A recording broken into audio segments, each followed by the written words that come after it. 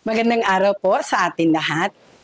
Bilang bahagi po ng pagdiriwang ng ika-100 taon anibersaryo ng ating iglesia sa dakong ito, may inihanda po na 100 devotional ang ating iglesia.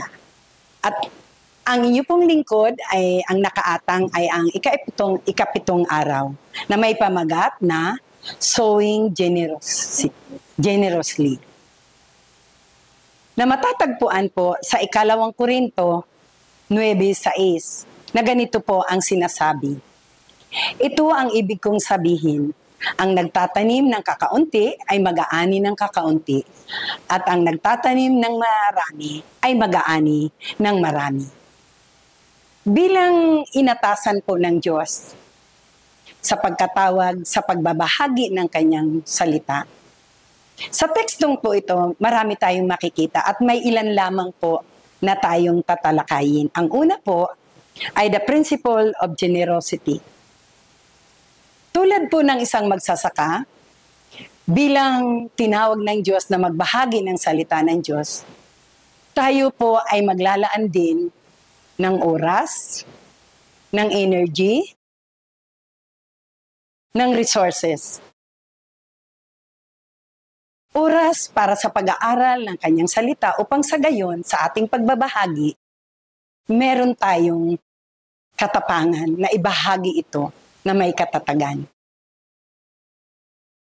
Enerhiya upang makita ng ating babahaginan kung ano ang idinudulot nito sa isang tao na mayroon isang pagkakilala sa ating Panginoong Hesukristo. Kung ano ang ibinibigay sa isang tao ng salita ng Diyos na nagbibigay ng pag-asa at katatagan at ng resources. Kasi po kung tayo po ay hahayo, maaring kung malayo, gagamit tayo ng kung walang sasakyan, mamamasahe tayo o sa pagkain. Kaya sabi nga, generosity in sharing the gospel means investing time, energy, and resources. When we give generosity of ourselves, we open the door for God to work abundantly. Pangalawa po ay trusting God for the harvest. Bilang nagtatanim o nagbabahagi ng salita ng Diyos, minsan dumarating sa buhay natin yung parang nanghihina tayo. Kasi hindi natin makita agad ang bunga nito. Pero sabi nga, magtiwala tayo sa Diyos. Alam natin na tapat ang Diyos sa proseso na kanyang ginagawa upang ang salita ng Diyos na ating ibabahagi ay hindi bumalik ng walang bunga. Alam natin na hindi man ito makita agad ang bunga nito, pagdating ng panahon, makikita natin sa pamamagitan ng patuloy na pagkilos ng Diyos. At ang pangatlo po ay living a life of abundance. Sa pagtatanim po natin o pagbabahagi ng salita ng Diyos, marami itong idinudulot sa ating buhay. Biyaya, hindi lamang sa pamamagitan ng material, kundi yung biyaya ng kagalakan sa ating puso bilang isang instrumento sa pagbabahagi ng kanyang salita. Lalong higit, Panginoon, lalong higit kung yung tao na ating binabahaginan ay magdesisyon na tanggapin si Kristo bilang Panginoon at tagapagligtas ng kanyang buhay.